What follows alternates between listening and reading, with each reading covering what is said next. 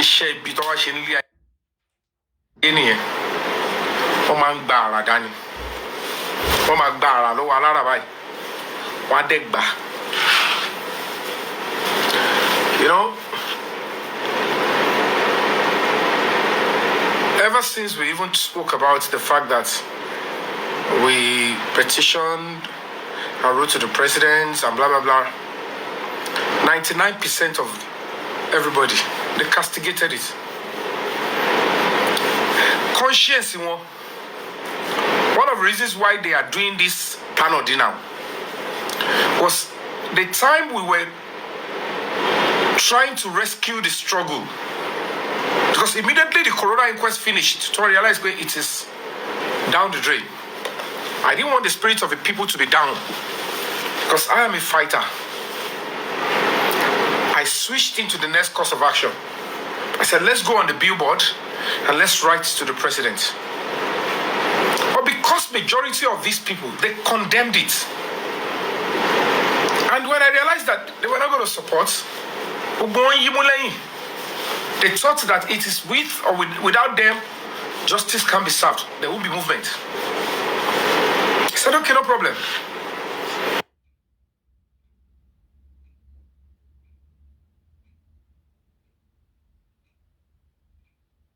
I went on with a few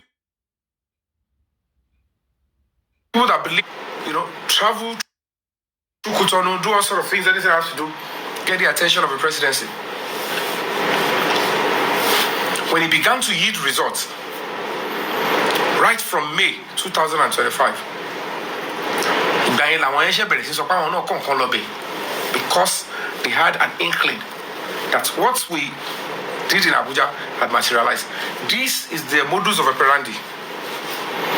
What have you done? They will be claiming they have same right. It's a public matter. Yomi should not claim he's the one. They are starting dirty competition with a structured body that knows his onions and is even on top of the matter. And that's why immediately they cook up and then they start deceiving themselves. Come on, Yomi, it's not about Yomi. And it is spirit. Let's go on with this person. And if the spirit and the universe pick the person,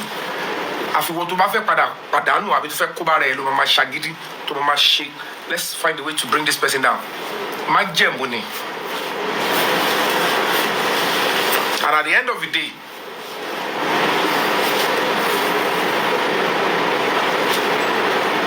the efforts that we push up to the presidency yielded. And that led to the every step that was taken. That's the only directive. So effective any step to FCID Abuja Tongbelo case Mubadi to Aliko. If anybody is deceiving you otherwise or saying that they are only deceiving you, it's a lie. It was because the president of the country, the presidency gave us this is the directive based on social reason and based on the new lead we got from social. That's the only reason they are doing it. But they keep deceiving all those they can deceive.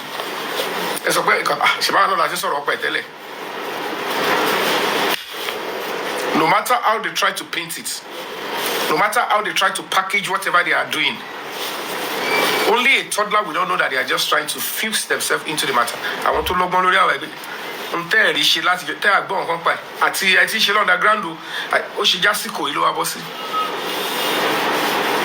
underground until she protests, underground until she anything, underground until love, until she press conference, underground. He want she go underground until evidence low. And they keep deceiving themselves. What do you people have? The only thing they are trying to do is to bank on what we do and claim that, I don't need Kokota Kombi. You can write anything anyway. Even we ourselves, if I had written to the IG or written to anybody, they can't do anything in the case of Abuja until when a superior power.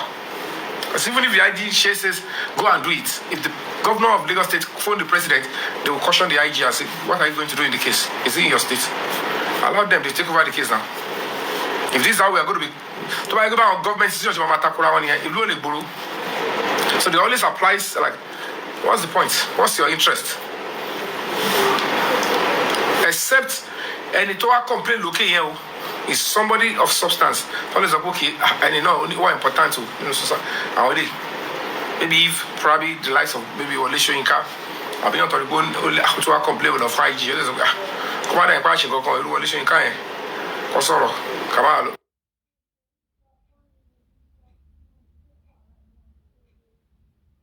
To some evidence you all belong to, then they will just jump on it and they will start dragging with the state government and the state command. But because there is a superior executive power to order, so let's continue to listen. Kò má mọ̀ because nǹkan tó ṣẹlẹ̀ yẹn ìgbà tí wọ́n ti mú èèyàn kan tó dẹ̀ jẹ́ pé Yomi, it was through Yomi. If they pick another 10 people, every other person we think is through Yomi. So nǹkan tí èmi wá sọ pé àwọn underground yẹn ní fault ni pé ìgbà tí ẹ̀yin mọ̀ pé ẹ̀yin lẹ ṣiṣẹ́ yẹn, right? A letter or a voice note or a call to break the silence foundation will not be a biggie. Mr. Yomi, good afternoon or good morning. Because they really don't have any serious local standing in the stuff. There is no way they will say, in my case, where I've gone to write statement, I must add them, no. Somebody has been deceiving them, probably because, we can use you and the dogma supplying a chef instead of break the silence foundation. One more point on a bitini. If they've written anything and they said they want to do anything for them, no problem. They've done some things before. But until I came up with evidence that I did not just talk about the spending stuff because I just sit in my house.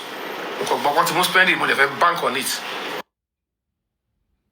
This is how they always present me as if I am in their league of looking for trophy or I am banking on what I didn't do. They are always coming for what I do. Because it's a natural thing for me. After Mubad, I'm going to continue to help whoever I can help. I will continue to work with the police. I will continue to work with government to ensure that people get their justice. I want to enjoy you.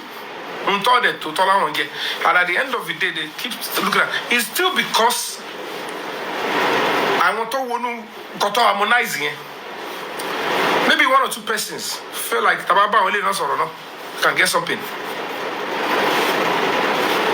And whatever the case may be, there is already a mandate that somebody share before come out here inform Yomi fabiyi and break that silence. That thing has been active. And those ones look at Yomi fabiyi, break the silence. We must put up activity. We must obey the directive of the president. Then we have to look at maybe one of the NGOs there and say, come on, but let's just find a way to bring them and make it look like something. Maybe that was what happened. But in this particular spending case, look at a beautiful, wonderful submission. Underground meet. Even if there is anything, even if I want to know that they exist or they are doing anything, they have tried it before. They said they've mobilized, they've gone to do their own stuff. And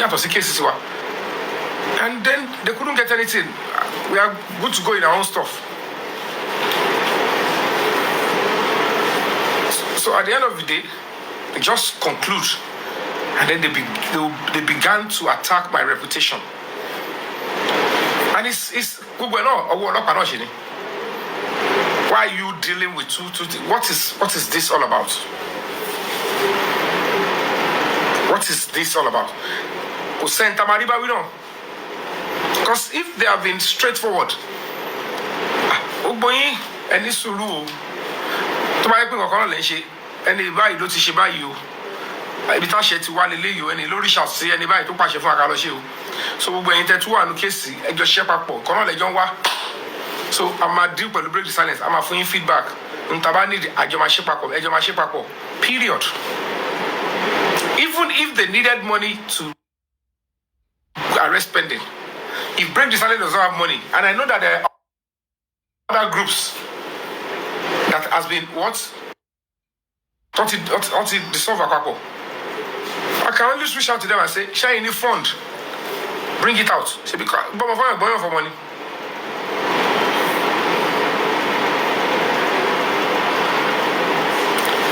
For money. She become one shot even one. I got you, my brother.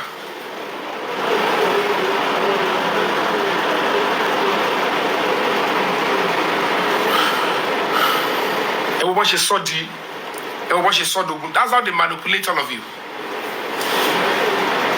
That is how the agents, any dirty, all those dirty individuals, they have no pedigree. They lack integrity. That is how they stray about on social media to destroy somebody's reputation. No way I would know there is any group. No way I would have known that anybody failed to arrest him. I complained, and then 2-3 days after, I heard he has been arrested. How will I know any other person is involved? The only thing they must have even done is probably they come to them and say, "But he messed up, Lord, your fabiyi. I hear about this, or we only for a low tickets." Or somebody is trying to say, thinking she's trying to destroy. Because I don't know what they thought I'm doing. Because even this police, they are saying, Yomi is doing it because of glory or money. What about glory? Glory. She said it the other time, Madam, it's not about glory. Glory, but because people are not raised properly, they cannot understand that people like us can actually invest our time and everything into the cause of humanity. So anything, because my mom will not even say the word. She won't even tell you anything. She will just be there helping this, helping that. That's what my mom does. This sorry. Yeah. So káwọn làwọn tí owó báyìí táwọn ní àwọn lọ fi sanwó sukọ ọmọkan àwọn lọ oúnjẹ táwọn bú lọ yẹn báyìí làwọn bù fún àmì ìgbọrí. Bóyá létà ọ̀tẹ̀ yìí ló fi máa ń kí wọn pé ẹ ṣé àná o bá mi dúpẹ́ lọ́wọ́ mọ́mí yẹn wọn lọ́sẹ̀ kiri kan bá mi dúpẹ́ lọ́wọ́ ìyàwó làwọn pé so she will never make mention of it. Mọ̀mí sí mi ò kí ń jókòó síta wájú ilé bóyá wọn báyọ̀ rojọ́. She doesn't do it. Akọ̀mọ̀rí pé oúnjẹ ti rò nínú ilé ni. When she was living with me, ìbá ti fún wọn lówó. She go on this in your buy only the church member. Now no she told her no fun. Oko si church pé kò sí nǹkan táwọn máa jẹ. Àwọn de la church department táwọn wà nìyẹn. Ṣé bá ṣe fún wọn pé yẹ lọ oúnjẹ sílé báyìí. Màá kọ́ báwo ni àpò láì ṣe sáré di tó lọlẹ̀ báyìí. Ṣé ẹ rà pé ni? Àwọn fi ṣiṣẹ́ ìrànṣẹ́. Ẹ fún oúnjẹ ilé ṣiṣẹ́ ìrànṣẹ́. Ojúlówó lójú ṣàánú. Níbo lẹ gbé lọ? Now tell me the church to be now. She will never say a word. So that is why it is in my DNA. I am doing it. It's a natural thing for me. That is a natural thing for me. That's how she would do it. But for one 2 days before she died, when she was calling me to appreciate me, she go pay. I do I think you. She go put send this not oh she put 7,000. Money not only put 7,000. She made it send this in. Oh my God, to have 7,000 to give you. More go to the election shadula. Only Uncle Professor, why will be more. She was just saying her personal things that she wanted. I never knew she was going to die. Because you know 40,000 in 2 days. Go to 70,000. It's a lot hard here. So I knew she already went to share the money elsewhere. You know,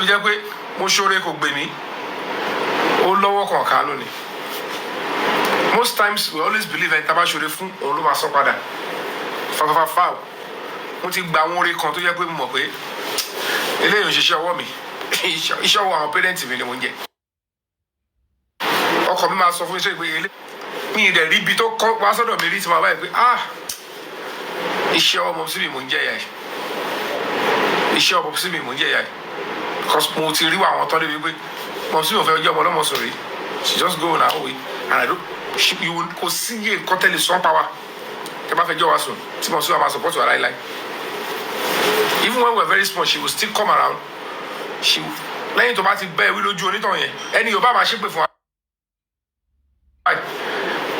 She would never say that. wà ní àwọn ọ̀n ṣe pé ẹ̀tún bá wa wí àní mo ń rọjọ́ ọ̀la fún ẹ tó o bá ṣẹ́ wọn ni máa ṣépè fún ẹ ẹ lọ kúnlẹ̀ kó tọrọ rà yí ẹ̀ṣẹ̀ lọ́wọ́ Ọlọ́run pé ohun tó mú mi tí mo fi ṣẹ́ mọ́ mi lágbájá o tó jẹ́ kó bínú tó yẹn kọ́ lọ́run bá dárí jẹ àdúrà. She will force you to pray and ask for forgiveness because you made the woman to speak angrily against you. We thought like, what's wrong with my mom? There was a time that I was like, you give mom see me say, kẹtù máa lọ máa gbàdúrà ká máa tọrọ dáríjì lẹ́yìn tó bú aṣojú yín lè bó nítàn padà ó lé àníṣe oríire àníṣe kíní kan. It's not my mom. My mom will not condemn. So she would just òun ló jẹ́ kó mọ́ mi lára. Ó ti wà ní ẹ̀jẹ̀ mi helping people. Nígbà tí from 2006 will be 2000 and let me say 2019 or tí mo kàn help àwọn èèyàn lọ lóyìnbó màá help wọn màá tún ra ticket lọ́wọ́ ara mi màá tún rà fún wọn màá mú wọn lọ. People were saying, why are you spending on people? Ó ní èèyàn kan gbà yẹn bàbá mi ni à ń lọ London ṣùgbọ́n ó sọ pé ọ̀bọ yìí ó náà kó kàn ń jẹun lórí ẹ̀ ṣoṣọ́ọ̀pù wa ó kèjà ká tó rọ́ọ̀sẹ̀ mẹ́ta ó ti lọ London òmùyàn lọ àwọn ọlọ ò gbowó ṣe kankan ṣé wo ní kan tó fẹ́ fowó ṣe ni ó ní future ni mo ní future mi náà nìyẹn. And the truth of the matter is when I took my son tí mo mú sá lọ kí n dóòlà ẹ̀mí ẹ̀ Ọlọ́run ò kárẹ́rà pé kan nu gbogbo àwọn yẹn máa sún lé. Normally on a good day you would think that irú situation tí mo wà gbà yẹn is one of those people that have helped abroad ló máa gbà mí because it was impromptu. But it's a different person. Ẹni tí mo mọ̀ ní ló gbà àwọn ló gbà sílé káàkiri. About 4 different houses ta ló ń lọ káàkiri. So that it won't be boring and won't be a burden on whoever tàbá wà lọ́dọ̀ ẹ̀. Àwọn tí mi mọ̀ wáyé dé lóyìnbó àwọn ló ń gbà wá sílé àwọn ló ń take care ọmọ àwọn ló ń raṣọ fún àwọn ló fún lóúnjẹ. Meanwhile, I have nothing less than 12 to 13 people. Tèmi náà ti help wọ̀lú yẹn. Bóyá ìkànnì wọn ló kàn sọ pé òun sì kìíní o ṣùgbọ́n kan ọmọ mi kọ́ báwo iṣẹ́ ṣe kí n fílẹ̀ kí n má mú padà. Don't worry. Kí ni kó mo wá ṣe báyìí mo ní don't worry tó bá ti ráyà wá kí you do whatever you want to do. That's life. So life yìí ó fọ́ nìkan, let's continue to hear. You don't need to mention your name. You don't need to shake kiniko. Okay, we picked spending on this ground. We were the one who mobilized for spending from Abuja, from Lagos to Abuja. Please, we do not want anybody to hear about it. Period. Send it to Yomi. Let Yomi now come. The honest truth kí sọ fún ilé ní gangan. Ṣé tá bá sọ àmà kú tá bá sọ gbogbo nǹkan tí wọ́n pàṣẹ kan ṣe lórí kéèsì Mohbad yìí under the directive of the presidency. Àwọn tó pera wọn ní underground yìí wọ́n ti ná owó débi pé wọ́n ti gbélé wọn lórí wọ́n ti abandon break the silence foundation. Wọ́n ti yọ àwa kúrò ńbẹ̀. They've tried to make a move to do all these things for them. And the spirit of Mohbad, the spirit of God, and everybody say, foul. They spent almost nothing happened until I put a pressure and said, what is going on? That was at the point I said, you know what? I even want to know what is going on. The letter of the president, I want to see the CCC. The investigation activity, because our top president is okay, you go and ask for that. Just send it to us. That's what you know. The invitation letter that you're supposed to send to us after the president gave the directive to the IG and the IG minute to you guys. The letter you're supposed to now invite us, because all these people saying we want to see the letter of the president because they don't know how these things operate. We have written to the president and given a new lead and complained about a particular stuff. Complain why hello mashishele lori o ma aso o ya eyin te joga won e lo se wadi yen te ba ti pari wadi yen ẹ pé complainant kẹ yanjú case yẹn kẹ harmonize kẹ dẹ prosecute fún àṣẹ tiwa nìyẹn. Some people are expecting that the president will write to us direct and they are informing you, the public, wrongly. Immediately we were able to complain about the Lagos State Police Command on the 3 seconds video, the shots, what they did, how they were tossing us around. information yẹn ti dé presidency wọ́n ti rí pé pẹ̀lú evidence rẹ̀ ni pé eléèlé o, and we can't know how far because our call our there. It is better now to say ìwọ ni IG tí mo yàn síbẹ̀ olórí gbogbo ọlọ́pàá Nàìjíríà. They said the commissioner that you appointed in Lagos State, this is what they are doing. Now, go and take over the case from them in Lagos State. Take case in the jurisdiction. Ask out. You have to communicate with the complainant. This is a complainant. Communicate with the complainant and do the case and prosecute anybody that you found responsible for taking Mohbad's life. And that's the order. But what was happening is that this set of people, immediately we got to let them know that this case is already domiciled in Abuja, First CID Homicide Department. Before we could say Jack Robinson, they went straight, they hijacked the old stuff, immediately hijacked it. That was almost the moment they began to say, Emma, that over your and all of you fell for it. All I want one day. Want to pay down. Am I? Our Latin shaking it. Tell you.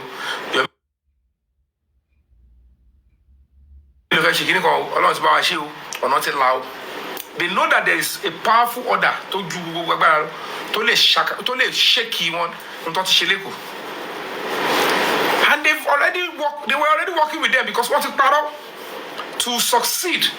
That disgusting individual Yomi Eshigba, Yomi Eshawo, Yomi Eshero Shishi, or sorry Shishi for am I a shepherd? I better have a bench. And they were able to raise money and whatever, and they fund them. But they just say, and Spirit of Mohbad is just saying, and it's presidency to collect a toll. So there's a woman to Yomi fabiyi. All of them were your king, or what you know, Kirino. Could I say, Yanikon? Only no more justice. I want to go to glory at our justice on job or put on the ground. And they forced them to work with them, and they went to do the whole stuff. Only and this is the same guy thought to Fisuaju. And it was shepherd out to Mohbad, don't she work out? I come out Fisuno activity, but you're me as dancing. Activity delay. Lama Fisuno case file. The more anybody Amalachi wow on. So, of course, I found and she shell up. So, I want to stage in a sorry. You want to listen one you want to Mama Telawa, Mama Shimpo, Mama Tombo public justice. That is why those that killed Mohbad, so the moment I noticed that, I said, okay, let's start from where it should be. And I went to the Commissioner of Police Homicide Department. We want this, and I wrote to the DIG. We want the CTC of the President's directive. It's the law. We applied for it officially. We want the investigation activities up to date, so that I can be able to send to the President back. This is your directive, this is the investigation activity. Can you see that, Your Excellency, since May, nothing has been done? All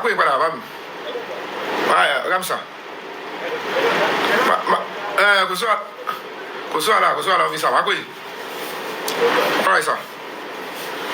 All right, Mami, Yashi.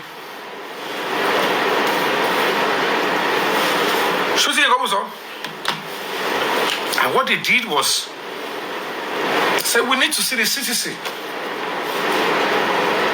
My lawyers are behind me. I said, go ahead.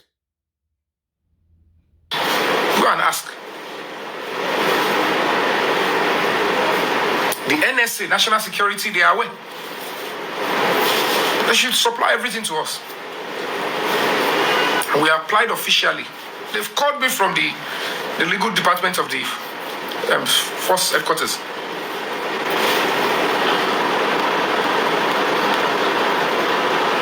So at the end of the day, they realized that everything will be exposed.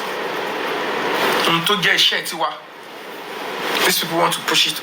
They said they should push it on them because they are seeing to Yomi. It's a they keep deceiving people. In the case Yomi now is a public matter. Only Solen look on because they want you to act like if it's your case, even if it's a public matter. Public matter in a case that we already, as a body, we are pursuing the right way. The advantage is there. Until I talk to the Magbabu, to the Somi, to the person Magbamu, Oyato. So they try to overtake it. I'm walking in the comment section. I don't like wearing, I love my white too. Because of you, I had to put it. So that's the truth. There is no two directives on Mohbad's case in Abuja. It's just one directive. And one directive here, to the presidency, to the IG there's a way I work back in Jimmy, in the investigator, what do you want? They refused to notify us. And we got to know by credit.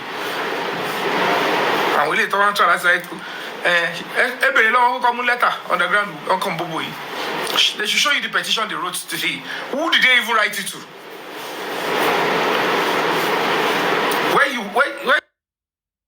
Where you are going to start is, who did they write it to and what time?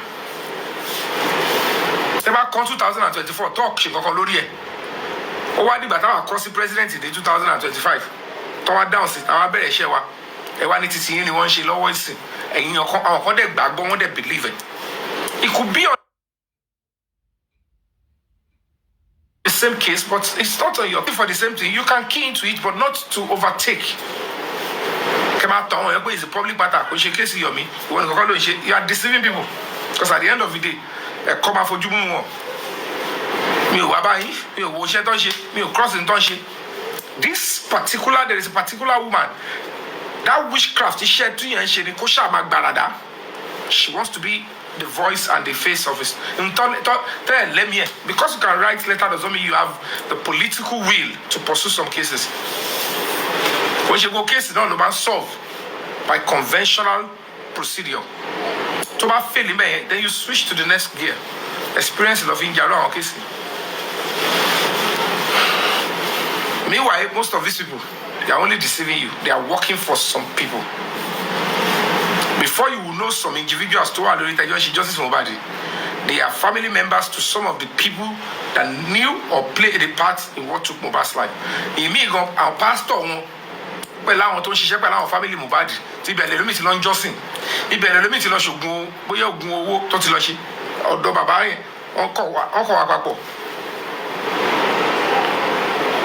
so they will tell them about when you but they will not show what I tell you. They will only be coming on that account and say, Baba, come up, Baba. Pẹ̀lú gbogbo àti ariwo tó pa ṣáwà gbọ́ ni ṣùgbọ́n òun wà lẹ́nu ẹ̀ sí. Nítorí pé tí kíní ẹ̀ bá máa dé stage kan, bàbá gan máa yá dànù eré, ó máa gba Libya á ya. Nígbà tí kéèsì bá yíwọ́ gidi náà pé àṣẹ kò sí ẹ̀ ṣe kéèsì family. So kéèsì ìlú lélẹ́yìí, báwọn dẹ̀ ń bóbó àwọn èèyàn, àwọn kan dẹ̀ ń tẹ̀lé pull out.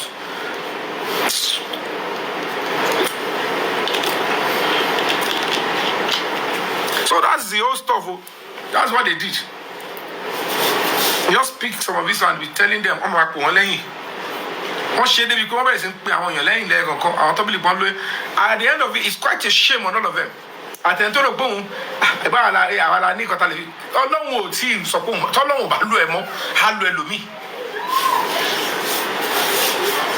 when some people are saying, we will not support Yomi, we will not do it. Tẹ̀síwájú. Ẹ ti rò pé lómi tó lówó dé tábà tìrí wọn a lè rí arrest ẹ̀yẹ̀ kan ṣe. Tẹ́lẹ̀ ṣe sáyé jump on this one. Immediately they knew that ojú àwọn yẹn máa la straight ní tọ́wádìí pé Yomi Fabiyi ló tún padà gbé spending. Then it will be finishing. Come out and say, so Yomi Fabiyi is down. Eventually, Yomi to arrest not just Adura, not just Damola. He's arrested spending. He's going to arrest the Jiba. wọ́n ṣàfẹ́ gbà wọ́n kọ́lé bọ́tà sọ lédà pé ṣé oríṣi ni ayé náà ló máa gbé gidi náà láti wà blame ẹ̀pọ̀ oríṣi. èmi dẹ́ mọ̀ pé gbogbo wàhálà tá a ṣe tí Break the Silence Foundation ṣe òun ló yí gbogbo result tẹ̀ rí tẹ́yìn ọkọ̀ bá tán yìí àwọn ṣe kìíní underground àwọn pariwo they only saw you that you don't have a mind of your own, you are as gullible as anything, and they will keep deceiving you. The only thing and the only advantage they having is Koshama claim. Asking is a public matter. Just like one retarded woman. She was a woman for you, we are just for you. We were like America, Doko Baba victim. Alone for you, where for both,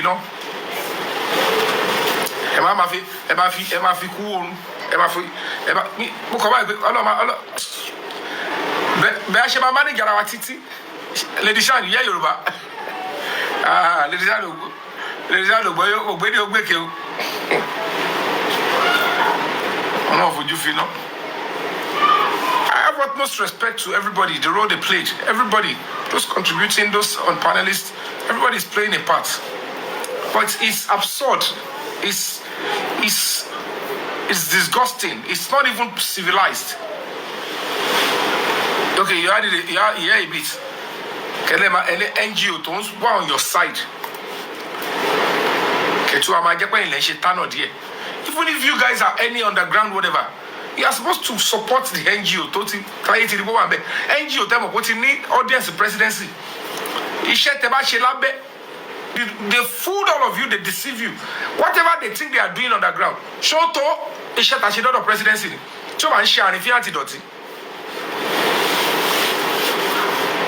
But iṣẹ́ tẹ́ ṣe dé underground ọgbọ́n lẹ ṣe dé ọ̀dọ́ ta lẹ ṣe gbà tẹ́ ṣe rò pé ó wá effective ó máa wá effective ju iṣẹ́ tó ṣe gba ọ̀dọ̀ president lọ ó dẹ̀ jẹ́ pípa táwọn tí ó ṣe tí wọ́n dọ́gbọ́ ọ̀dọ̀ president lẹ́yìn náà ṣe ìyọjú jáde lẹ́sẹ̀ pé náà underground all of you are just there to just talk and make a mess of this struggle wọ́n gbọ́ underground 6 months ago wọ́n ṣe kankan.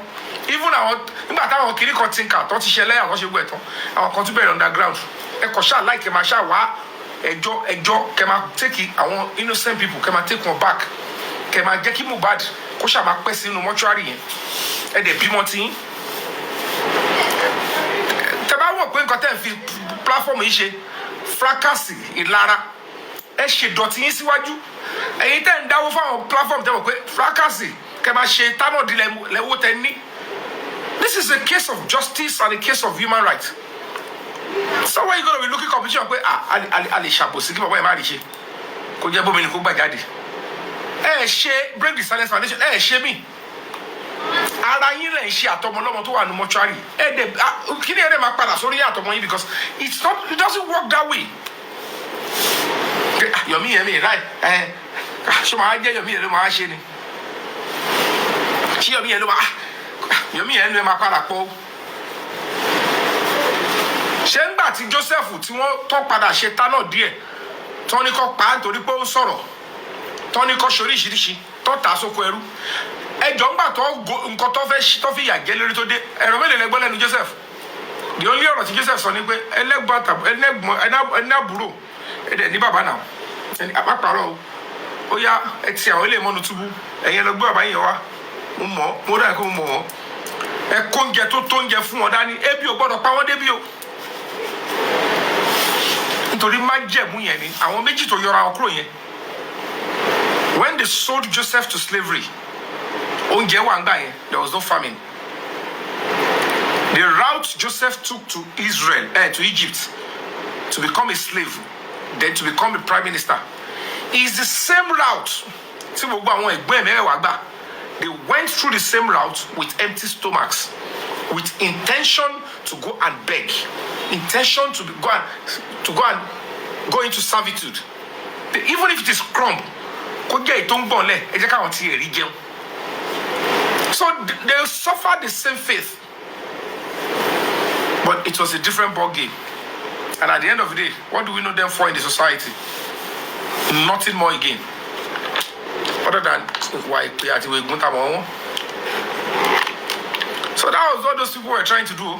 That's why they stage all those disgusting personalities that you're seeing. go and take over what he's doing.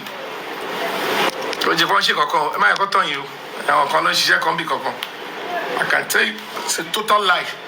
Wọ́n ẹ bá béèrè pé kí ni petition tó kọ. Wá ṣiṣẹ́ lábẹ́ ni o, ṣe kankan fa o. Petition àbí whatever tẹ ṣe lábẹ́ níbo lẹ ṣe gbà sọ́dọ̀ IG ni sọ́dọ̀ DIG ni kí lẹ mú síbẹ̀ tó tẹ̀rù pọ́ máa fi listen sí ṣe nonsense tí wọ́n bá yín promote pé kíní kan bá kíní kan sọ̀rọ̀ ńgbà kan ìyẹn lẹ́rù pọ́ máa tó ti sọ́dọ̀ dànù.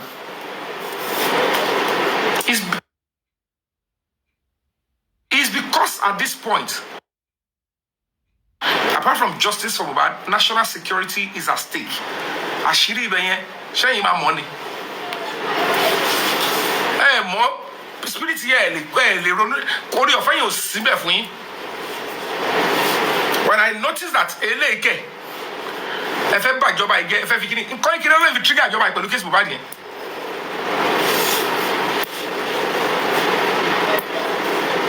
So and that is just that. Wọ́n tọ́ yín títí àwọn kìíní kan dàgbà ẹ̀ńdáwó torí pé fẹ́ break the silence wo kí ó lè bá lè máa ṣe gbogbo nǹkan bẹ́ẹ̀ tí ó máa kun jọ́lẹ̀ fún yín bí ègún ni cause àbòsílẹ̀ fi ṣe ẹ̀ ń gbé òótọ́ lẹ̀ pé ẹni gbìyànjú ó sọ kò ṣe kó fi bò gbogbo gbèsè là ń rí nígbà tó wá yí ìrìtàn tó rí result bẹ̀rẹ̀ sí ń jáde ẹ wá mọ̀ pé àwọn kan lè fẹ́ gbé fún kọ́ yọ break the silence kúrò ẹ yọ kúrò ẹ lè bí fẹ́ padà fẹ́ ẹ wo èmi ò ní ọ̀rọ̀ tó fẹ́ sọ fẹ́ lómi àwọn kan yẹn tí bá dé bá wo majority àwọn tó wà ní Yorùbá ni ìwà àdọ̀tí yẹn wọn kò kúrò lẹ́gẹ̀ẹ́ lómi and some people will believe them so quickly because some of these hosts going forward hosts tẹ́ bá ti pé ṣe bálabàlà máa gbá blocking. Because on a very good day, if my NGO was well funded and I want to pursue this kind of case, I have no business going to platform to platform, going to make anybody look like it was like, what's my business with all that? I will be working, I will deliver on the mandate, I get off to the next case. I don't have to be family to, I don't have to be friend to Mohbad's family after I get the justice. I want him to be happy wherever he's going to. So that any other person, with this case, at least I know that our society is getting better. That's my mandate. That's what I want to achieve. To support this government to live a better life. That's why I promise justice for every Nigerian. If I see that is the way I can help his government to get justice for one of his citizens, it's part of my contribution. He can't do everything. All he needs is people that will be honest and loyal to his government, in and outside his government. If the government can't deliver justice, and then society get better.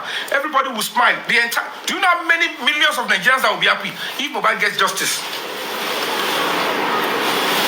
Compare. Justice. Justice 30. Compared to nothing less than 150 million. Wow. So this boy can get justice under Asiwaju's government. Government here trade here. Come up pada low of 30 here. They want the video of how Mohbad was unalive. Kiwon low. The president was totally repeated.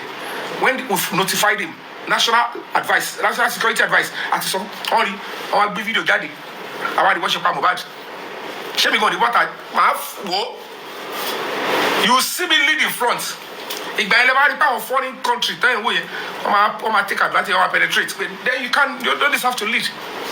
Were you not told? So who are those people you have around you? They don't care about you. You put your enemies in cabinet and you want to lead a country. If you can assemble your enemies as your inner circle, then you will destroy your country because they will be anything to destroy you. Not encourage. That's why people that are close to the president, he needs to look quickly. Do you have control on the video?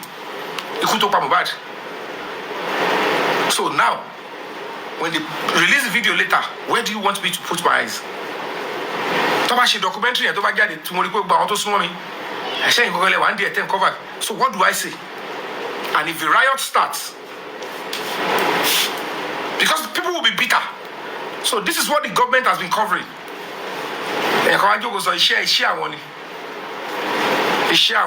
or they deceive we. Because when you want to talk and explain, they will think talking. One of my colleagues, one of the top stars, Asafo, if you listen to Yomi, 99% of his words are powerful. You must be calm. Because try. Because you must be very brain trained. Want to know only melody. Government to invest in our alágbára tí wọ́n ti bá rí wọ́n ti invest pé ó yá lọ báyìí lọ experience báyìí streets wọ́n build your pa. So when it comes to loyalty, when you're selling it to the government that you care about, àwọn gbọ́n ní sọ pé wọ́n gbọ́ngbà tó sọ. Wọ́n ní sọ pé àwọn ò gbọ́. Because when it comes to credible information, tí ẹni bá sọ pé nǹkan báyìí ló ń plan ilé ìgésí o. To mass people shall any to only access to credible intel reports. To mass people shall bad day. That's when you know that you are just into that position to do business. So when they were trying to corner it and act like they are the one that did everything, they were able to push for the power to override what they are doing in Lagos. When it was because of that effort, l'officer ran up corona inquest. On l'officer shaking, l'officer is okay. All up and you just one crew. But the president forced to Ame. WhatsApp chat. It was because of that investigation. Now, clear I will see them. So until your crew. But they don't want to give me my flowers. Okay, no problem. But it's about Shilema as you call you Miku. And you tell me, I feel Mudamola, tell more reason that I will not have talk with you, I won't believe I feel Mudamola. Timothy, don't you arrive with it? Because there is no basis for them to even contact another body again.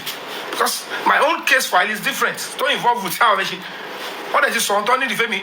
One out of arrest, I think mobilize the phone, and then the sad reality is what these people do not even know. Whether you like it or not, going to court to obtain all those warrants, bring the Silence Foundation, mobilize for it. All the warrants, I think, will be when it comes up, I should give another person credit. Mobilizing. I always forget to even say that. So that's why people don't know why I get angry. Say, Talemba, me, and you shade or ten brainwash I want your ten powerful. In my own bagage, they know who okay, want to start the arrest. Then they mobilize for what? You would have seen the date of the warrant of arrest.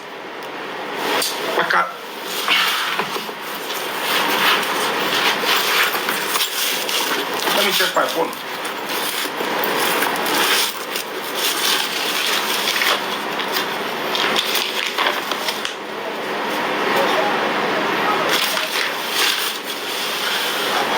You understand? The warrant of arrest had been obtained since 9th of September. Every long time, I share underground. Kini. Okay? No, I can't show now. Show about who? In the show, what's going on now? The warrant of arrest for all these people. Toriba that warrant of arrest in Joko. There's no point telling anybody it's meant to be a silent operation. Every long way, you told of every suspect it won't. Date will not each warrant. Don't put power of spending. Because I know when we mobilize for the warrant of all these people.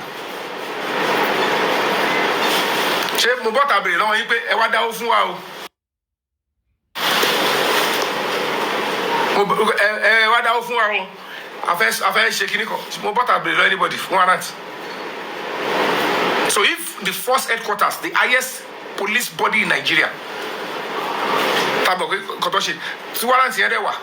but most of whom I she be warrant to send the Lati Abuja see our local or involve this and this and this. So why are you not coming to tell me you don't need them again? I'll make a query in the need. It's a total lie. You're just trying to say, listen to the way what is shedding because me want to suffocate we only can support to fund So èmi ò lówó tí mo lè kó fún anybody fi entice anybody. Just do the job bó ṣe ṣe ń gbẹrẹ fún. Wọ́n dẹ̀ rí pé lẹ́ẹ̀kan wá ń ṣèkì wá ń bí olóhùn kìíní kan ó ń lo level pé presidency fún ní kí. Àwọn kan dẹ̀ wá ń bá mi jẹ́ ó ní kọ́ gbé fáwọn kọ́ yí sórí àwọn. So they thought it's comfortable for them to do that. Because everything they are doing is how can they take over the old stuff. Ṣé o gba àwọn kan ti tàn yín pé àwọn làwọn máa àwọn ní agbára àwọn máa lé ọmọ àgbà bíbélì jáde ọ̀ rí kankan gbà jáde. Oye yín wọn ò rí kankan gbà jáde.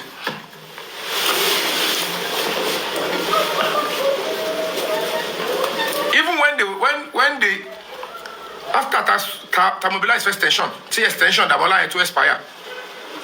It is right to say, yeah, me, mom, if I go into why he was allowed to go and then to return back immediately, or return back. What she move, spending the no, was to report back immediately and then he was kept there. But I don't want to go into the investigation activities to involve the bail that he was granted temporarily. Or why he was allowed to go outside. I don't want to go into that. But everybody should understand that it could be that go. Jafielo Moy or Kojadi. Or Jafielo Shik or Wamu Alosibini Kobaiwa. I won't come out of the pay one call. To the one Kobono Soro.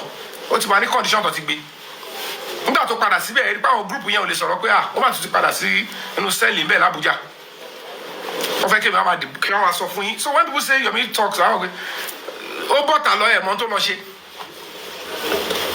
nígbà tó padà síbẹ̀ tó tún ṣe àwọn ẹ̀rí kò àwọn òrì wọn dákẹ́ ni.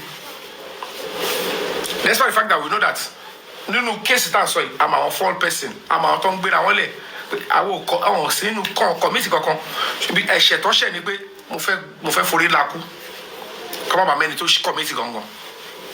So ọ̀tọ̀ láyé wọn tó bá ti mójú lówó máa jọ wọn papọ̀ ó yá bro tí wọ́n padà play lélẹ̀. And you have been able to admit or whatever. I don't want to go into that details. So it is going to be wrong. About detaining, this is a murder case. All of them are being investigated for murder, for criminal conspiracy, concealing of evidence, and intimidation. The charges could increase as the investigation goes. Go to report charge on the court. Most times, about the time come. Somebody go to the court, they might want to grant you bail, but because it's a murder case, to investigate. The role everybody played, they must explicitly put it down. Some of the suspects can be granted serious administrative bail, or I don't have to delve into that. You don't know what the person is outside for, but this disgusting set of people, they come out and feed you guys with negative information. Gbogbo àwọn làwọn ní kíní kan alágbára kan lọ́wọ́ kíní kan lọ́wọ́ abẹ́ wọn máa ní nǹkan ṣe sí. Wọ́n ń gbìyànjú sí náà. Wọ́n fẹ́ dà sí gbó. But it is late already.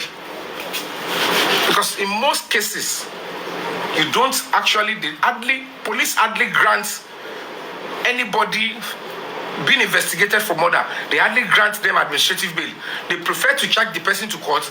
Kí court kó wá decide whether ma fún bail àbí kò ní fún bail. Ṣé wọ́n tó ti pè? Ẹlòmíì ò kì í mọ̀ gbàtọ́ ọlọ́pàá bá invite ẹ̀ tó gbọ́. Tí wá lórí ẹ̀ àbí tó ti jump bail. Tó bá ti tó time yẹn tó bá padà rí ẹ gbé tó gbé lọ court. They would naturally apply that they should don't grant the person bail because this person will flight risk. Ó máa sádànù. Tí report ọlọ́pàá pé àní ẹ̀ gbọ́dọ̀ fún sẹ́ẹ̀. Because tó bá ti sálọ àwọn ọlọ́pàá náà lè máa ní kọ́ lọ́ba yín máa wá wá. Nígbà tó bá gbé lọ́dọ̀ jọ́ọ̀jì tí wọ́n mọ̀ pé adẹ̀ ti prove ẹ̀fọ́ ẹ̀pẹ́ nìyí tó bá fi lè fún bẹ́ẹ̀lì ó máa họ. Kò sí èèyàn gidi tó fẹ́ dúró fún. Tó gba àwọn tẹ̀lé tó sẹ́yìn àwọn tó sẹ́yìn ẹ jẹ́ kó bẹ̀rẹ̀ sí charge wọn sí court. Tó bá dé kọ́kọ́ dúró báyìí sí ẹ̀rí kó wà fẹsẹ̀ fẹ́. Because ìwọ tó fẹ́ lọ dúró fẹ́ni tí wọ́n ń charge fún murder. Tó bá dúró fún tó bá sá lọ owó gàù nìyẹn. It's the law. Ìwọ ló ní tí ọba ti rí kọ́ gbé ẹ tó o ní sọ pé ṣé wọ́n ló ṣẹ̀ ni o mẹ̀ṣẹ̀ tó ṣẹ̀ tẹ́lẹ̀ kó tó sọ fún àti àgbàǹgbà.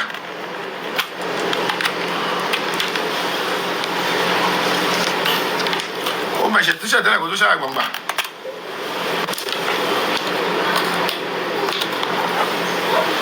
Máa out and still help you, to push it out, then you can now fault him. But we told you. And by then, that is the way me I feel, because one of them reached out to me. And then they said I should talk to Yomi because they feel I'm Yomi's moderator, I'm close to Yomi, and that I should talk to Yomi. Yomi should not take their glory. And I asked them questions. Mommy, what is the glory? Kò yé mi. Nǹkan tó dáhùn àwọn ọ̀lẹ. Ibi tó yẹ kẹ́ fi mọ effort tẹ́ra make tó wà sacred tó lérè inú is commenting, coming on live to speak about it, probably donating. There's no. It's part of effort. Effort in it. But you cannot just continue to put yourself where you are not, especially in the serious operational angle of it, where it's involving the extreme risk. Àwọn tó wà pẹ̀lú spending delay. Orúkọ Yomi Lọ́ndà. Lawyer spending ọwọ́ bá mi ní court. He's my client, Mr. Yomi ẹjọ́. Àwọn tó lọ ń tẹ̀lé kíní kan alájà àbí kíní kan orúkọ Yomi fabiyi Lọ́ndà. Dàbọ́lá orúkọ Yomi. Tó bá gbé Wùmí sí orúkọ Yomi náà lọ́ba dá. Because at the end of the day, they need a member of the public to stand and saying, this is my own part of the story. Because it is becoming obvious that no member of the family is willing to testify against anybody there. No, don't lay. No member of the family. That's another reality that I can get braced up for. No member of the family is willing to testify against anybody. Even normally, they should carry everybody in the house. Everybody that was saying,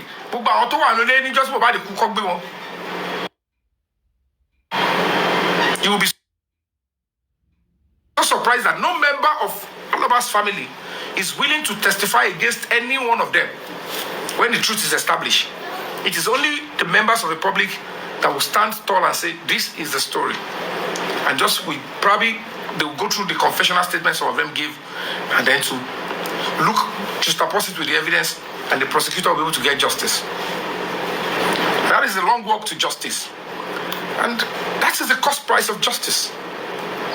Because ojú bọ́dà ṣe máa kọjú tó bá ń gbogbo àwọn tó wà lólè yẹn ìyá bàbá ṣe máa pàdé ní kóòtù bàbá bàbá ṣe máa pàdé ibi tó fẹ́ dúró sí we'll see, but it's beyond that, because it is now going to be left for the human rights organization to be bold enough to stand tall. Gbogbo àwọn kan tí àwọn ọlọ́pàá wò pé irú kéèsì tá a fẹ́ ṣe é sìn à ń jà fún Mohbad, àwọn ẹbí Mohbad ló wà lẹ́yìn ìkíní ẹ̀, àwọn òbí ẹ̀ ń sìn wọn ní wà ń bẹ̀ láti dúró tọlọ́pàá, ta ló fẹ́ dúró ti ìjọba, ta ló fẹ́ dúró tọlọ́pàá. Until they saw that somebody credible and reliable is willing to stand tall with the government. Gbogbo àwọn tẹ́rí yẹn wọ́n kọ́ fẹ́ stage ara wọn nú kéèsì yẹn ni, so that when they chase everybody out of it, wọ́n kọ́ da kéèsì yẹn nù sí bóni. That is the role they have sent that guy to do, and that's why they picked up on everybody close to me.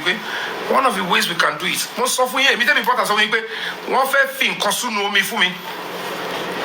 Ẹ wo gbogbo àwọn tí wọ́n change padà, they were so close. Ìkànnì wọn ti ṣe é débà omi tó fẹ́ fi poison mi báyìí, mo mọ lójú báyìí. And I sent a message, and èmi kọ́ I can't do it o, message yẹn ṣì wà lọ́wọ́ mi. We were so close. So close. Kàbá wọn kan tí wọ́n ti fèsì tí wọ́n ti rí. No be ṣeré o. Gbogbo ìgbà tí mo wà l'Abuja, tí mo ṣe solo protest yẹn, ìkànnì àwọn ọba táwọn sọ yẹn wà l'Abuja, came down. One of the police officers went to that house where the king was, and they came to give me information.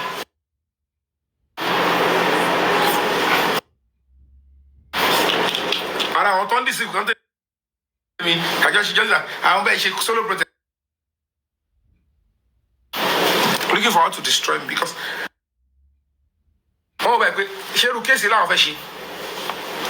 because most of these people they don't tell me, oh, let me do Casey. Unto my journey, me wakakiri. Ordinary little scare, that's all. What's the yadanu? ẹni tó bá rí rúbọ yìí tí mo gbé lọ kóòtù yẹn gbogbo ọ̀rọ̀ tó sọ penetrate the second court appearance ẹni tó bá gbọ́ gbogbo yìí sọ̀rọ̀ you all are not surprised that nothing came out. The other guy, Sammy Jojo. If the Sammy Jojo could treat me this way, and you're told them she agbeno fun, o claim for impo justice, and then you are still fooling yourself. I want you underground. If they take over this case, they will mess it up. So all these panelists, hosts, they know next to nothing. They see that you all are, some of you are seriously gullible. You like gossip, and then you don't have a mind of your own, and they will be looking at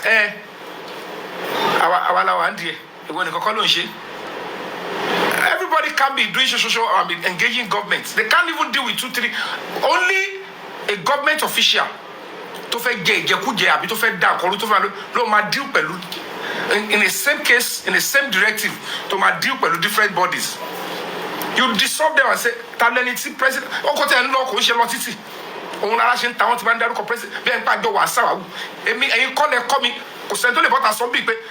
on the platform where I decide or suggest go and write to the president.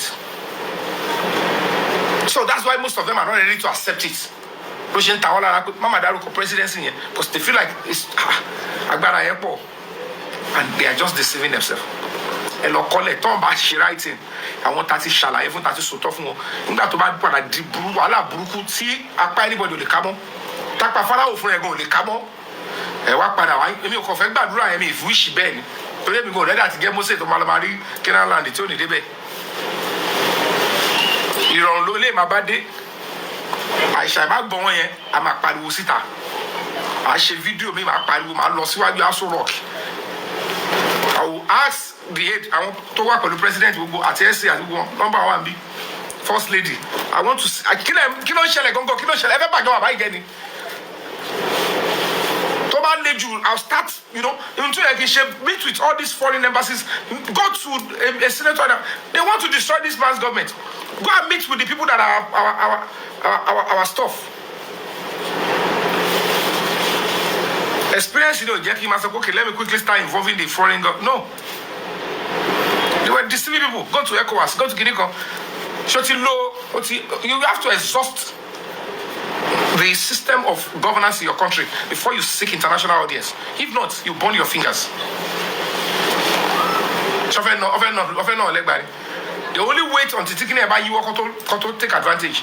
So how long are you going to wait for that for? If I hate the government of Ashwaja, I will say, oh no, case provide go you wajari. Any be your Brukulo Marodube. That was why one of the presidential aspirants was calling and threatening them in zone 2, police officers in zone 2. No, the phone of King White. Because they believe video down soil. Adura must have shared it with King White when they were lying and trying to use Damola as a 4-person. So they felt like, phone here. What if they have the access to it now? So they know why. The guy was calling, insulting onto Lobad AIG man. I quickly wrote to the AIG and phoned the AIG. Do not release. They must extract the evidence to be talked about Badmos, Bikule, in Canada, at one Pythagoras. Because it is domestic terrorism.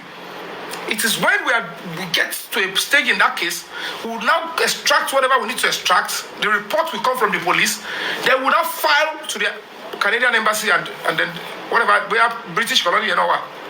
Office it's my cousin. They will go to court against them. They should provide them.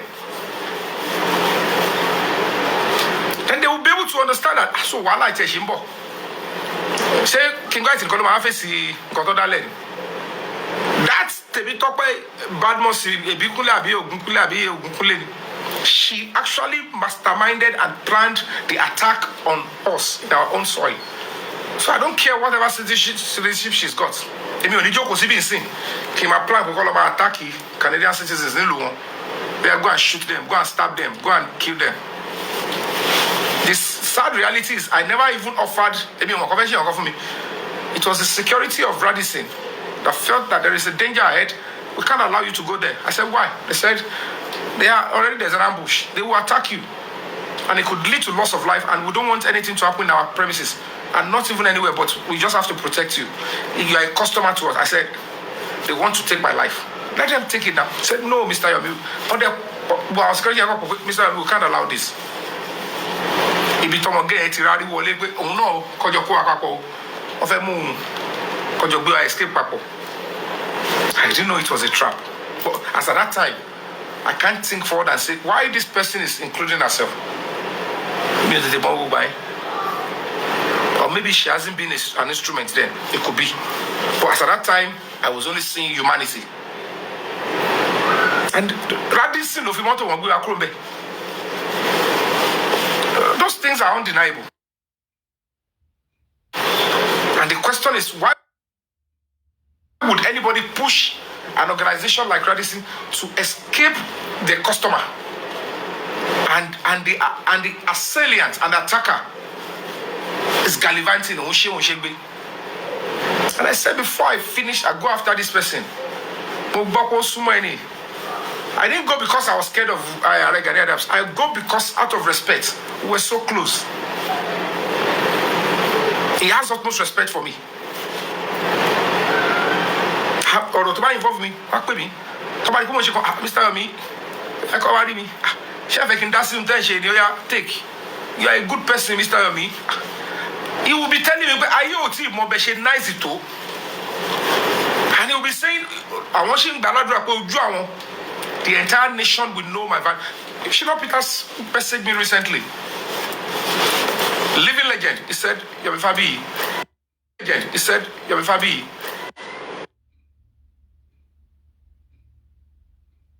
Pray that very soon and one day this country will know more of your value, and then you'll be useful more for this country.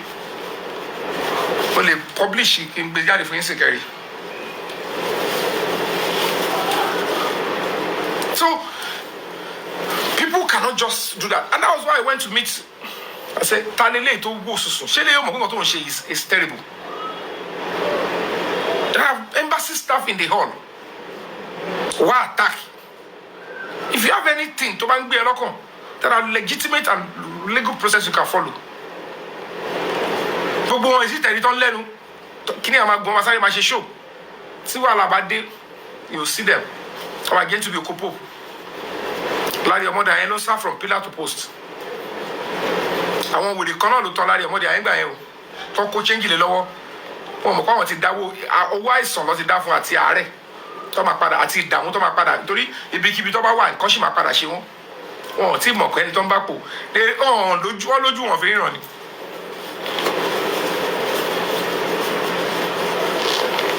Wọ́n ní ojú wọn fi ran.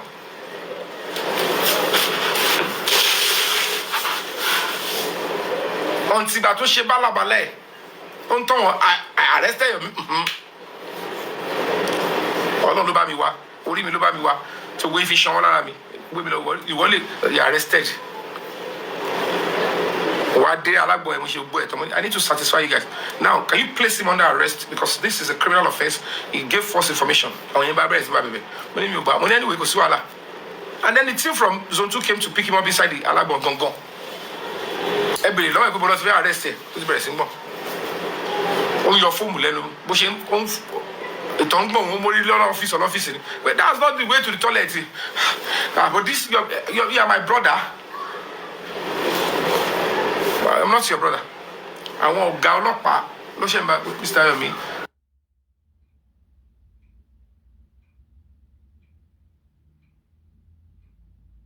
She just share papo. Like, no. Probably pay. They can see anything. In the history of this course, I will continue to just wait, guys.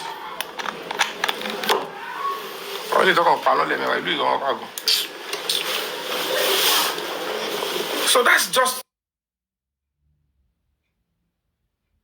the whole stuff.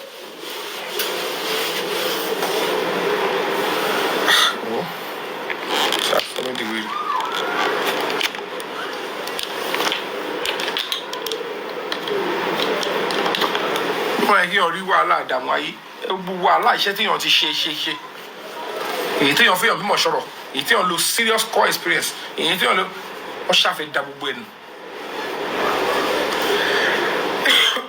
ẹlòmíì lè jẹ́ olóòjì owó disability ló ń dá àwọn àfihàn báyé àwọn èèyàn jẹ́ káàkiri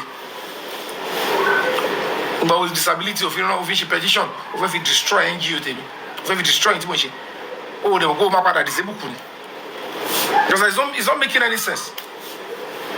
How can you see the whole effort we are making to reshape and redirect the course of justice? Kó lè favour bọ́bọ́ yẹn, kó lè favour lù, kó lè favour yín, kó lè favour ọmọ yín. Ẹni tó wá ń ṣe pẹ̀lú bẹ̀rẹ̀ fún. I know my onions. Láti August, I didn't blink a day without doing justice for Mohbad. From the day I said I'm starting justice for Mohbad, that is how determined I am when I face anything. Speak a day that I don't speak or I didn't come live or I didn't talk about justice for Mohbad. Kẹwàá gbogbo àwọn tó ń bú mi àtàwọn tó ń sọ pé kìíní kan àtàjọ ń ṣe ni it's not your case. Ẹ wo ẹ compare ẹ kò tó lẹ̀ let's be full trust sí kẹwàá òkú kí ni ẹ achieve mbẹ and your conscience is not telling you. And I condemn this guy, and you are still condemning me at this stage. Even when we now got to the highest level and things are beginning to change. Because if at this stage some people are still finding fault in your fabiyi, then you should know you are in a serious big problem. But unfortunately, because I want to buy your justice. But tó ti jáwọ́ fún wọn pé ọmọ iná wà láàrin wọn mi má jẹ́ wọn pé mi jẹ́ ọmọ kan mọ́ra o àwọn bá wọn máa ṣe justice yẹn lọ ní any information wọn máa fún yín kíákíá that's what they have been doing to you. ọmọ ẹ̀gbọ́n niece aunty wọn bá yín ṣe wọn máa pretend all along ṣáàjẹ́ máa bá wọn ṣe lọ tó ń ṣe fọmọ yẹn ò dáa máa bá wọn máa ṣe lọ ní o ọgbọ́n ta lè fi máa mọ bó ṣe ń lọ nìyẹn o then I will be able to tell you people títí tọ́lọ̀ bá wa fi ṣe.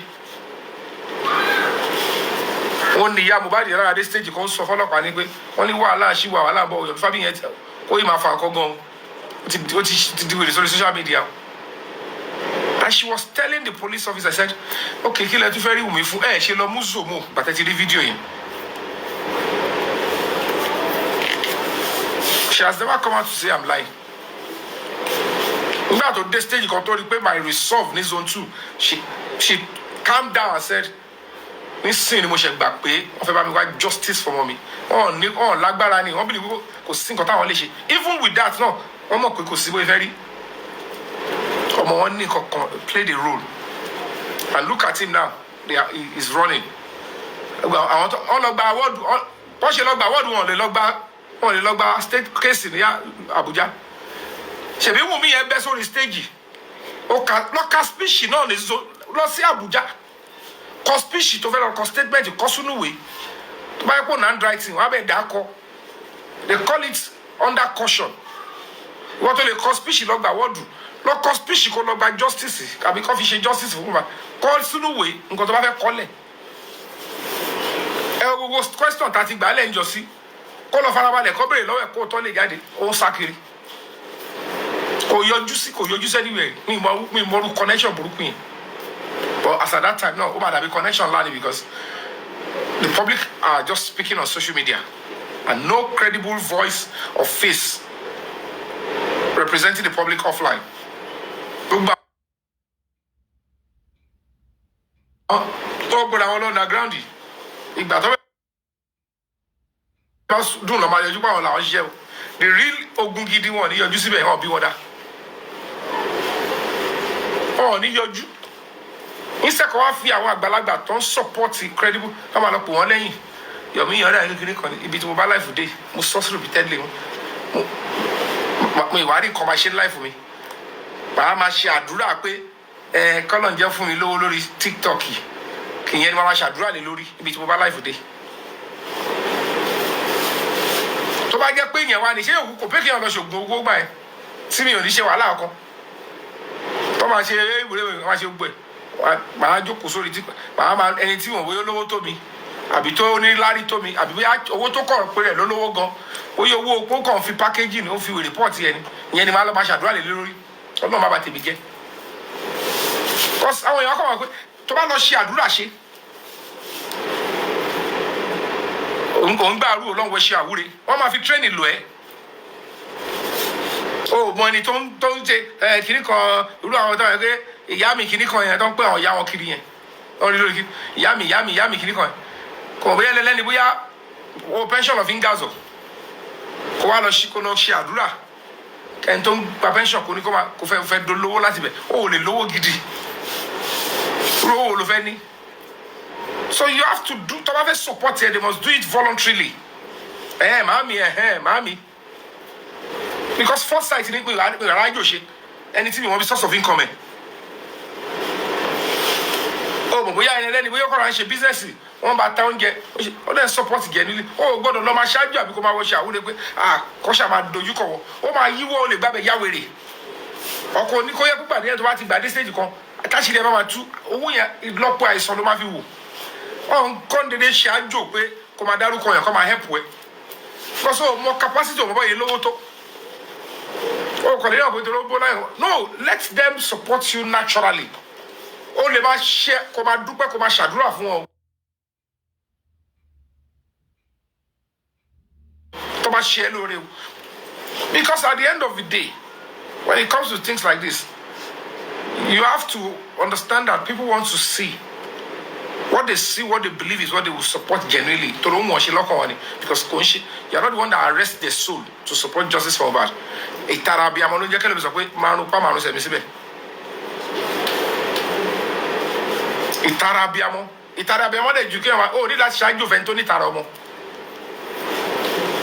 So all those stuff they were doing suddenly they wrote 2+2 pé ó ṣe jẹ́ pé gbà tí Yomi ṣe dé láti ìlú òyìnbó tó ṣe ṣe gbogbo ẹ̀ ó ti ń pariwo when I was in London ni mo ti sọ pé we wrote to the president while I was in London ni wèrè sami kìíní kan yẹn sọ pé yes o KCC wà ní Abuja o ibẹ̀ lọ ti rápálá lọ́bẹ̀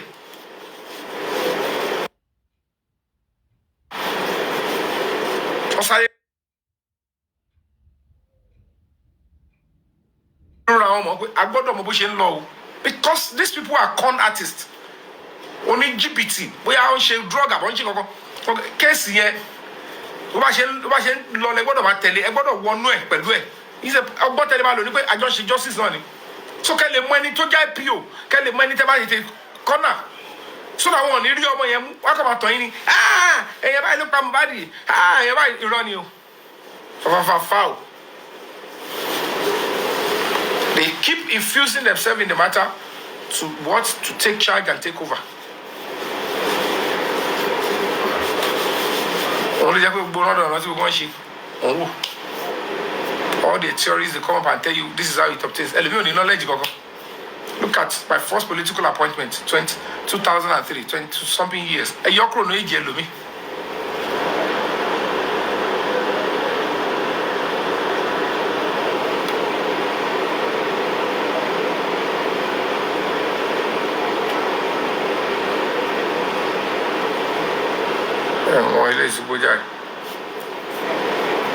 You understand?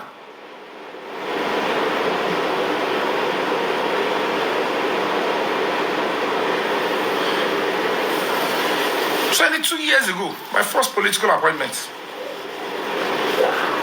at the highest level in Lagos State. So now honorable members, the lawmakers, the decision makers in the state. It should give me every commissioner should defend the budget.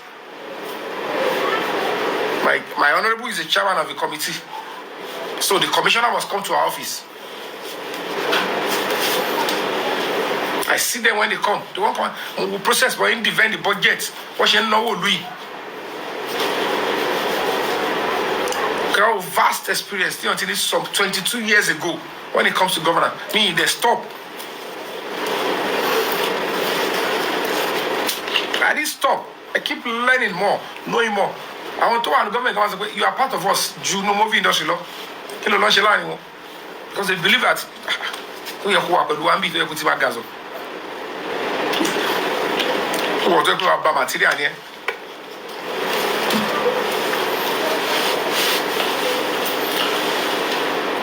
So let's finish this stuff. Was somewhere. People cut our money. We pay. Break the silence has been on the this thing, and people have been applauding. Break the silence. So second person picked.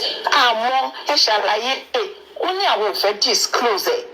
But after that night, after that show, Yomi Arifa came out with evidence, and the evidence he brought out is flight tickets. Right? When he brought that flight ticket, as he was even talking, he was even still saying, "We fair help when you can break the silence more. We fair help when you more help only Yomi." He was still vocalizing the tickets. You can see that already sent a signal. Can you imagine? To people like me, I don't know for every other person. Why would you do this? I will share a bit on. And some hosts will still be encouraging and indulging this kind of a person.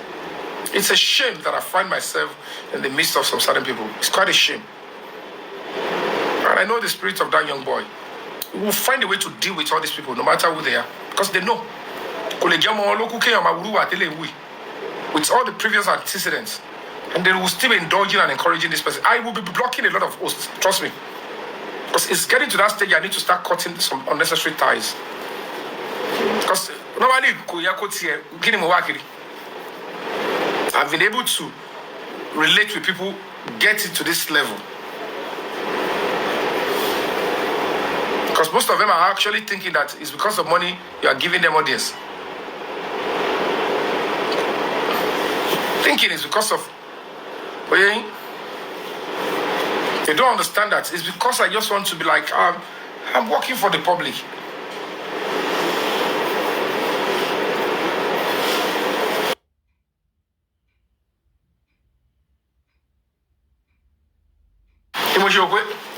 I can't just come and say I'm a celebrity in there, cut everybody off. No.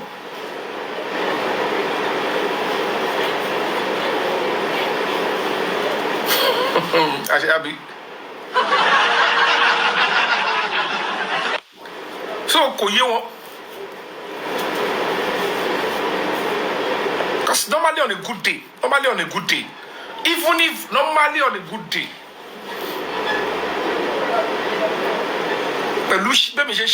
if my NGO is well funded, I will only be sitting on my page here.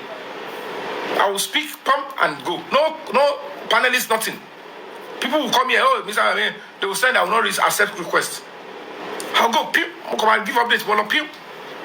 Anybody that wants to support the NGO should support. But it's because the way things are, I believe I can manage people and because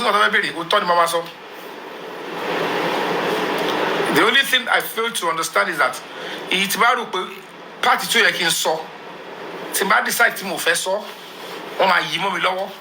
One is straightforward. To battle so, one is in soju. Can you meet what way opolo pa want me deep pelu? Elomi ton fi phone toju ni. Elomi kò sí so balance hospital tó ti tọ́jú ẹ̀. O lè ní mental problem kó tún máa jẹ gbèsè hospital. O kan bí ẹ máa jẹ gbèsè. We the mama increase sini. To ba di phone ba de si wa lọ́wọ́ e ton na ko fi pa wọ́n ẹbí ẹ. Kan wá sọ gbèsè ẹ. O ma fi style ma ya bara wá sórí TikTok. Ama ba ma engage ru emi. O ní mental problem wọ́n tọ́jú ẹ lọ́wọ́. Àwọn ìjọba àbí hospital ṣe wọ́n ti gbìyànjú lórí ẹ. Ko wá sọ balance ko lè gba bail ko lè ṣagi ẹ. Oh, yọjú. Àwọn hospital wa ni call your people to come and take your bail. We dey boss on social media. Mo ṣe ba lórí TikTok ni ẹ. Àwa láàrin àwọn kan láwọn jà fún kíní. Àmọ́ ọ̀rọ̀ burúkú tó máa jáde wá pé ṣáwọn èèyàn gidi ló ronú báyìí ṣá. Kí tó mọ̀ pé àwọn wèrè ni mò ń bá dín pẹ̀lú. Ó ti di yankanyan ni. Èèyàn tó bó sùsùn. Okay. Ká ẹ bá tiẹ̀ sọ̀rọ̀ pa àwọn solo tone àbí kí ló láwọn ṣe underground tone. Ṣé ń gbà tó ẹni lọ ń ṣèwà àbàjẹ́ pẹ̀lú kárìmọ́ tó fẹ́ destroy mi pẹ̀lú pàǹtì tí gbogbo ilé rí níbẹ̀rù Ọlọ́run. So this same person náà scam náà ló ló ṣí pariwo ẹ má support Yomi. He's acting the script of some people. Báwo tí ọba ti sọ̀rọ̀ kọjá yìí tó ti fẹ́ rẹ́wọ̀n yìí bọ́ọ̀ ṣe ní rẹ́wọ̀n wọ́n fẹ́ fi life gbogbo justice wọ́n fẹ́ fi bargain pé ìwọ náà nìkan lọ bá gbọ́ ẹ̀jẹ̀. One of the reasons why they are going after Mohbad, I believe, but they go about no. Ogbogunle other side. Unbelieve pé tí o bá ká ní kò tẹ̀sán mọ́ kéèsì yẹn dé stage yìí ni kò ní àwọn onímọ̀ wà ní wàhálà táwọn wáyé. Àdẹ̀jọ́ wà nù level àjọ agree nǹkan tájọ agree tẹ́lẹ̀. But spirit Mohbad náà ni pé ìmọ̀ tú ìmọ̀ jọ ìmọ̀ ẹni wọn ò ní dalẹ̀. Nígbà tó máa lọ fi bẹ̀rẹ̀ mi ó ti late. Ó ti late. So that's the job they are doing. Whether it's a one she with one don't she go and lay on bad bribe when call a bribe mom see me no sorry go and continue with justice for Mohbad. Call the like mom see me do the corner call on baby. I will give me baby call it. La and continue with justice for Mohbad. And I want to believe on low lily. I can of course you want to come support and let one lot on any. The only reason why they thought they are helping is because of justice for Mohbad. Allah Mamua. That's the way I share me to Kenya. See me. Ìwà á ní kankan wá ṣe bọ́ láíláí ṣe bá gbọ́ pálí màá lọ jókòó sí lóyìnbó. Bó jẹ́ Amẹ́ríkà mo lọ jókòó sí bó jẹ́ London bó jẹ́ Canada màá máa gazọ̀. Kábọ̀sì bọ́ sí mi gbọ́dọ̀ padà pé kókò bí tẹ̀ fẹ́ bá wọn máa ṣe politics lọ. Ó fọlọ́ máa búra mi gbọ́dọ̀ ẹ̀rin 5 days ni ó pọ̀ jù. I will be moving with one of the biggest and top politicians in this country. Ta làwọn rí Yomi fabiyi. N bá kọ́kọ́ dé mo jókòó day 1. Ẹ̀yin sábà ti dé sí lọ́rùn owó náà ọ̀rọ̀ pàtí tẹ́ fẹ́ máa play lélẹ̀. So kí ọkọ má disturb mi o. Ẹ já àpòpá jọ wá ní. So ìmọ̀ àṣẹ Yomi wọ́n ló mọ nǹkan tó wá kí láwọn ní tíátà tẹ́lẹ̀ ta ló lé ẹ. Mi ì lè lo 2 hours kí tó. Mo ti dé fully àbá second eré. Bí gómìnà Lagos ṣe wà ẹ̀mí gbọ́dọ̀ lọ́ba rin pé mo kọ́ lọ. Mi gbọ́dọ̀ pé 1 or 2 of his stuff n fẹ́ máa tẹ̀lé gómìnà yẹn rìn. Tí máa pé ibi bíbo lọ́ba wà lálẹ́. Kí n kàn dé wá Your Excellency additional staff given to you by Almighty God. Ó dé sí lọ́rùn. Hey, what's going on? Fẹ́ wà láàyè o, fẹ́ wà láàyè o, Mr. Yomi. Your Excellency, ẹ má bẹ anybody for ẹ kọ́ máa bẹ́ mi kú. Are you sure? Yo, lo anywhere what mo ṣe wà yìí. Orí eré lẹ́sẹ̀kẹsẹ̀ ọlọ́run máa mú wa. Tí wọ́n mọ̀ pé tí tambolo yìí bá fi lè di pé ó ṣe báyìí. Ohun tí màmá sáré rí láàrin tún ti ọlọ́run. So ọlọ́run dẹ̀ kádàrá kí n ṣe gbogbo yẹn. Ẹ̀kan wá wó sùsù wá ní màá jókòó síbí. It's a public matter. You know, never fun. I should go me coffee. I go to feed ni ra lára. Step by step. Ẹ wo bí ta ni bàdé. Ẹ wo bá ṣe dà wá láàmú títí. Ẹ wo yẹ dà wá láàmú. Màá rò tán bí. Wọ́n á yí mọ́ mi lọ́wọ́. Ẹ wo gbọ́ àwọn agent tó ń lò. Ẹ wo iṣẹ́ tí Bukky Jesse yẹn ṣe. Ẹ wo iṣẹ́ dọ̀tí iṣẹ́ pé iṣẹ́ ègún lẹ́ni tó bímọ tó lóhun ó lọ sípò lóyún tó lóhun wà lóyìnbó with the basic knowledge you expect them to have. Ọmọ bẹ̀rẹ̀ sí ṣẹ́wọ́ sẹ́ni tí ò rí wọn. Nígbà tó yẹ pé ìgbà tí bàbá wọn tọmọ ẹkú náà tó náà sọ pé òun náà ní fírémù jù mí lọ fírémù. Ẹ wo ló àwọn bàbá yẹn láìṣẹ̀ wọn láìrò wọn kọ́ bẹ̀rẹ̀ sí ṣe lára mi ni. Ìyẹn máa sọ pé olóòbó Nàìjíríà lọ ti mọ̀ ọ́. Àwọn tó ń wá jẹ́ kọ́ yé pé all over the world lọ́ọ́ ti mọ àwọn mo rẹ́rìn báyìí mo ní ó dàbí pé ẹ̀yìn fíìmù làwọn lè máa ń wò ẹ̀yìn fíìmù lọ́ ń wò láti òkè gbogbo àwọn atájọ́ ṣe ìbá fíìmù tẹ bá ka first 5 tó lọ lóyìnbó tó ṣe oríire jù mí lọ tẹ bá ti rí 5 kà jáde máa fi ṣe tíátà lẹ̀ in the last 4 years.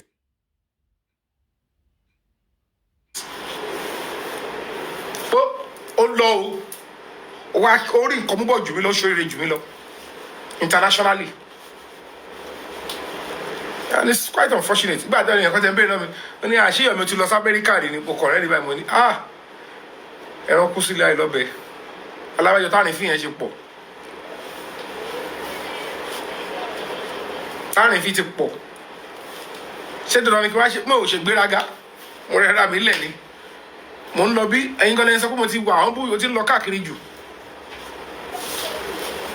nígbà tó bá ń sọ one of the most travelled actors àwọn tó ń tẹ̀lé mímọ̀ tí wọ́n gbé pálí mi jáde mo ń bọ̀ lọ.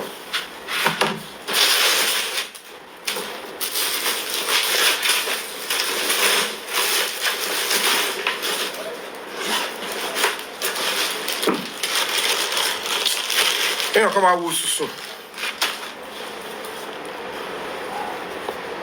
lẹ́yìn bẹ̀rẹ̀ pẹ̀lẹ́ ẹ̀yọ̀ kan bá ẹ̀yàn ṣe òṣìṣẹ́ kan máa wò pé ọba àtúntò ṣe gbéraga ni tó bá fi hàn tó nínú kan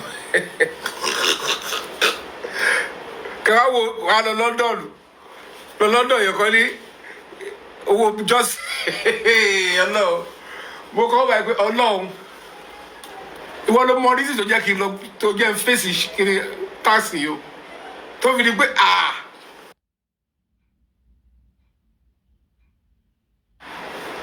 mo àbí ṣé àwọn patient tó wà láàárọ̀ ni mo bá ṣe justice torí lọ́kàn mi mo believe pé ibi tí mo lọ London tí mo travel dé mo lọ London ju Abẹ́òkúta lọ at some point. n bọ̀ jẹ́ n wo stamp kan bì kó wà náà pé mo ti mo jáde like ma kickstart nǹkan n bọ̀ wọ́n lu stamp débi pẹ́ mi wọ́n fẹ́ bọ́ ẹwé gbogbo stamp yẹn kọ̀ọ̀kan yẹn London mo lọ yẹn o tẹ̀rí ẹni tó bá wọ stamp UK ṣẹ́rí stamp péjì kan lélẹ́yìí o ẹ wo yẹ ṣe ti rí yẹ yẹn can you see gbogbo stamp black entry nìyẹn wọ UK ṣẹ́rí bẹ́ẹ̀ yẹn yẹ wo lẹ́ rí bẹ́ẹ̀ yẹn ẹni tó bá ń travel lọ UK stamp kọ̀ọ̀kan tẹ́ rí yẹn black yẹn stamp entry kẹwàá wò kí òyìnbó máa lò ẹ báyìí sórí péjì kan ẹni pé péjì kan lélẹ̀ ẹ̀jẹ̀ ṣì kàn mí fún yín.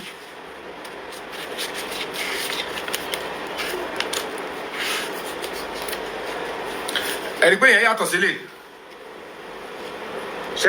ṣẹ́rí pàdánù àwọn lélẹ̀.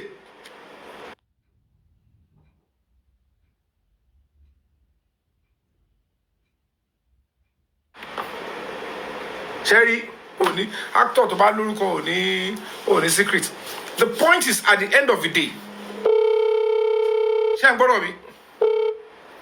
What is this for? Why?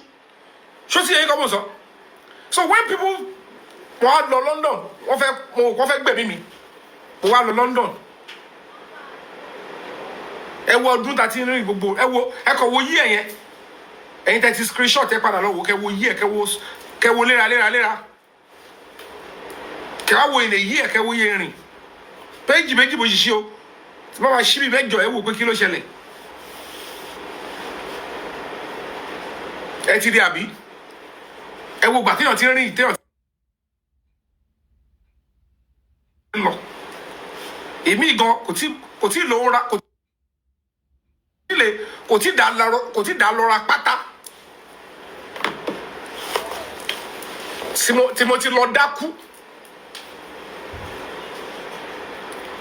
tí mo ti lọ dákú dákú ẹ̀sìn but you think some people know wọ́n ṣàbòsí á ní ẹ ó lọ London lọ sí kàṣáìlọ ó lọ sí pé wọ́n irú àwọn kí ni mo kó sí báyìí wọ́n lọ mo máa ṣe máa wáyé kì í ṣe mo máa ṣe mi ò ṣe kì í ṣe báyìí wọ́n lọ but I was careful to blame God for anything ibi tí mi bá ti ní problem nílé ayé mi nìyẹn if I say irú èmi báyìí lọ sọ̀rọ̀ sí báyìí because of that wọ́n á fi ìbínú kúrò ibi tí problem Mósè ò bá ti ṣẹlẹ̀ sí mi nìyẹn mo ní lè fi tí kó bá mi bá bomi kẹ́ni ìdí mi fẹ̀ ìdí mi yípo ẹpọ̀n mi kọ́nà ẹkìní àtẹnitórí àtẹnitórí àti borọ́tẹ̀ ń pa wèrè kiri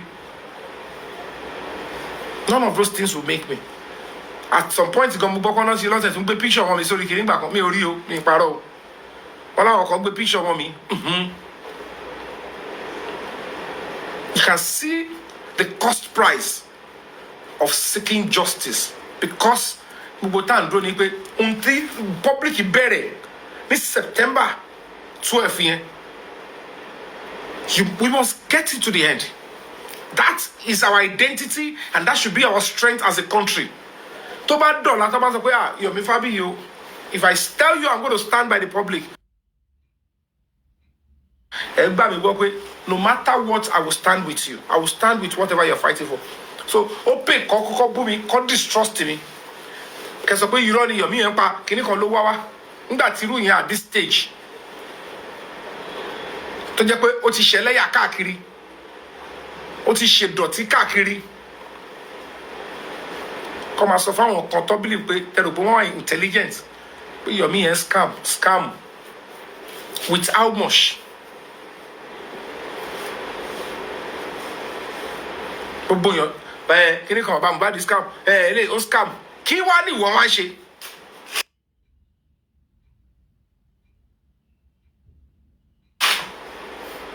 Elisa Parod. Journalism náà lọ tọrọ owó data.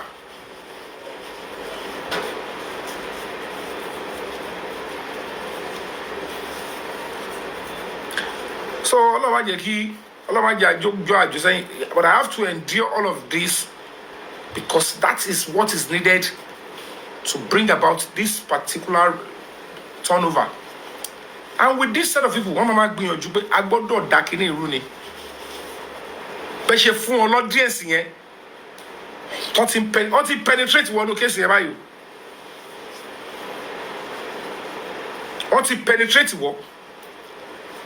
Some of your hosts, they are working with them on the ground to pervert the way of justice. When you bomba justice,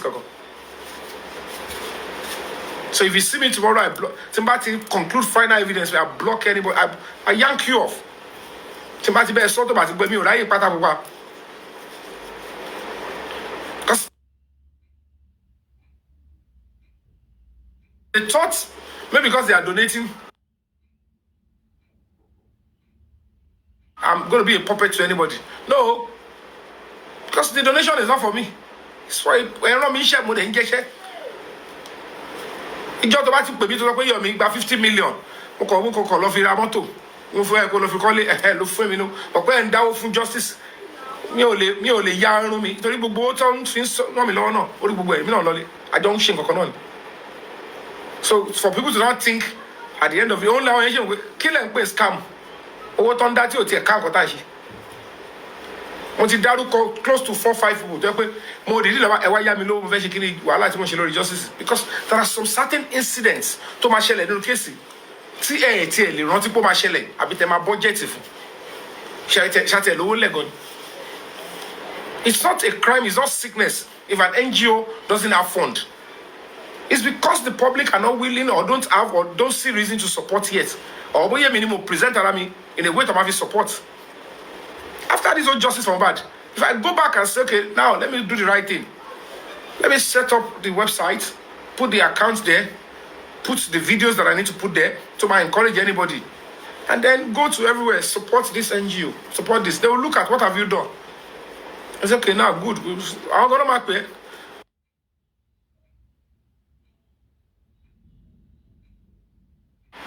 Send your meeting by anything, American embassy. The only time I would have collected something was from even German embassy. The ambassador wanted me to come and go to the transfer a crew. And I was in America with Kemi Afolabi Mumbai, film Modori Shakiri. Keep saying, Mutun Sumiting, yes, Sumiting. I'm going to be going. $20,000. And then sort of 2019, 2019 before Corona. So all these things are there. Come on, I feel travel.